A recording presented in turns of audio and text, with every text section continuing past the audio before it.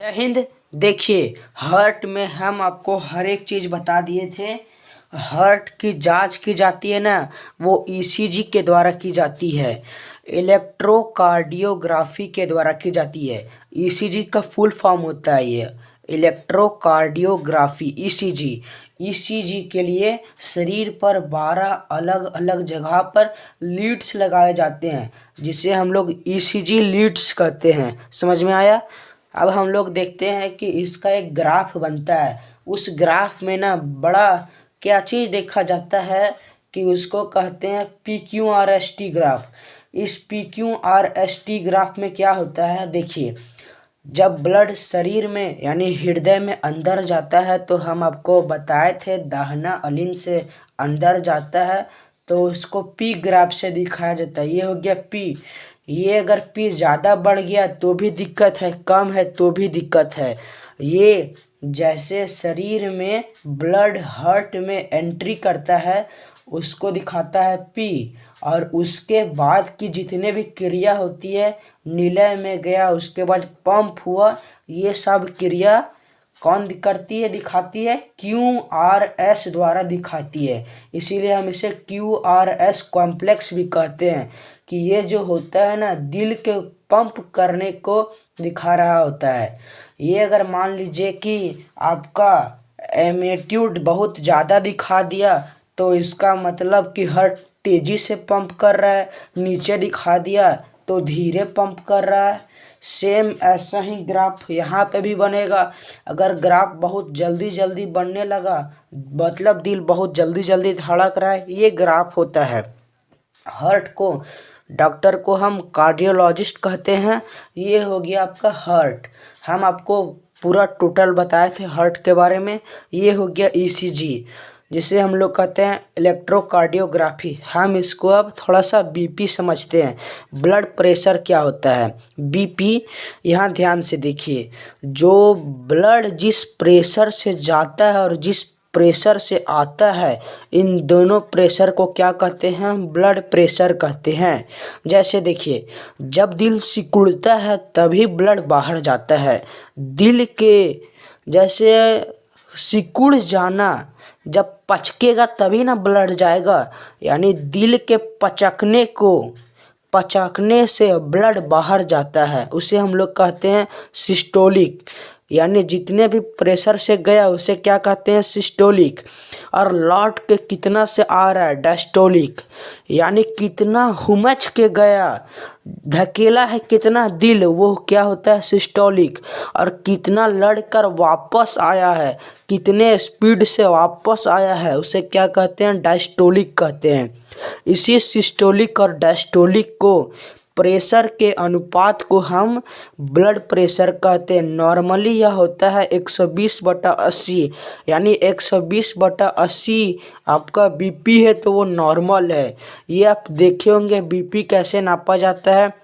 वो जैसे आपका शरीर में एक लॉग लगा देगा हाथ में, और वहाँ पे एक पारा का मशीन लगा देगा, और यहाँ वहाँ देखिएगा कि पंप से प्रेशर भरने लगता है। उसमें प्रेशर भरेगा ना, तो उस प्रेशर को भरेगा 200 तक, और उसके बाद जो हाथ में एक आला लगा देगा और वो प्रेशर को खोलेगा।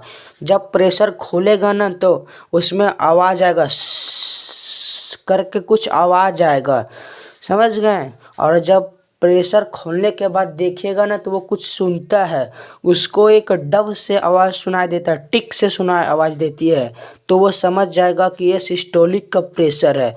और वह अगर चलते रहेगा टक टक टक टक टक टक टक टक टक टक टक, जहाँ वो आवाज़ बंद हो गया वो समझ जाएगा ये डायस्टोलिक का है। समझ गए। मान लीजिए हमारा ब्लड प्रेशर नापा गया 200 तक, वो प्रेशर पहले दिया हुआ है, उसके बाद प्रेशर को वो खोल रहा है, आला लगा के खोल रहा है और सुन रहा है वो।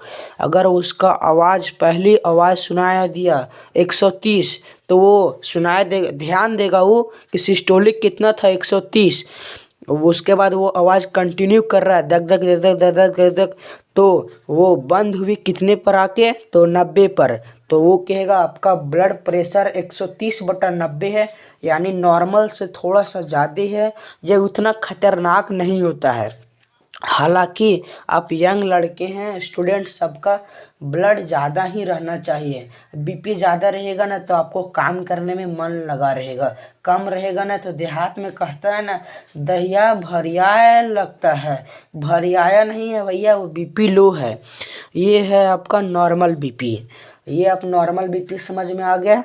अब हम लोग समझते हैं कि बीपी हाई किसे कहते हैं। हाई बीपी में क्या होता है, दोनों हाई हो जाता है, यानी सिस्टोलिक और डायस्टोलिक दोनों हाई हो जाता है। ये 150/90 हो जाता है या 150/100 हो जाता है, तो वो क्या हो जाता है, हाई बीपी में चला जाता है। हाई बीपी को हम लोग हाइपर टेंशन भी कहते हैं। बीपी हाई हो जाना भी ख़राब चीज़ होता है, उसमें भी बहुत सारा बीपी बढ़ जाता है, हार्ट वगैरह, पेट वगैरह सब उसमें प्रेशर ज़्यादा हो जाता है। उसमें अगर ज़्यादा प्रेशर बढ़ गया तो हार्ट अटैक का खतरा हो जाता है। अगर लो बीपी यानी लो ब्लड प्रेशर है ना, तो ये 120/80 से घट से कितना हो जाता है, 100/60 आ जाता है। लो ब्लड प्रेशर में बहुत ख़राब चीज़ है ये। अगर बीपी लो हो गया ना तो भी दिक्कत है, और भद भद गिरिएगा, कहीं खड़ा रहिएगा ना तो तुरंत गिर जाइएगा जहाँ तहाँ। ये बीपी को ना बढ़ना सही है ना घटना सही है, बीपी को नॉर्मल रहना चाहिए। इसके लिए एक दवाइयाँ आती है। अगर आपको बीपी लो हो गया ना तो बढ़ाने के लिए फल फूल नमक वगैरह खाइए, ज़्यादा बढ़ जाएगा वो। हाई हो गया है ना तो नमक तेल मसाला गरम चीज़ कम कर दीजिए तो वो लो हो जाएगा। समझ गए, ये मेडिकल पर दवाइयाँ अवेलेबल रहती है बीपी को कंट्रोल करने वाली। समझ गए यहाँ तक आप। बीपी को कंट्रोल करने का घरेलू उपाय भी क्या है, घरेलू उपाय आप समझिए। मान लीजिए आपका बीपी बहुत बढ़ गया है, अगर आप चाहते हैं कि बीपी को घटाएं तो आप अपनी साली से बात कीजिए। साली से बात करेंगे ना तो बढ़ा हुआ बीपी का 20% लो हो जाएगा। अगर आपका बीपी बहुत लो हो गया है ना, अगर आप चाहते हैं इस बीपी को हाई करने, तो अब आप अपनी घरवाली से बात कीजिए। 10 मिनट बात करेंगे ना तो आपका लो बीपी को वो हाई कर देगी। समझ में आ गया यहाँ तक। ये घरेलू उपाय भी होता है, इसमें भी आप आजमा सकते हैं, नहीं तो आप दवा खाएंगे। बीपी और ईसीजी समझ में आ गया। उम्मीद करते हैं यहाँ तक आपको समझ में आ गया। नेक्स्ट वीडियो हम आपको बॉटनी में भी कुछ चैप्टर को पढ़ा देंगे। आज के लिए बस धन्यवाद, जय हिंद। आप इसका एक स्क्रीनशॉट ले लीजिए।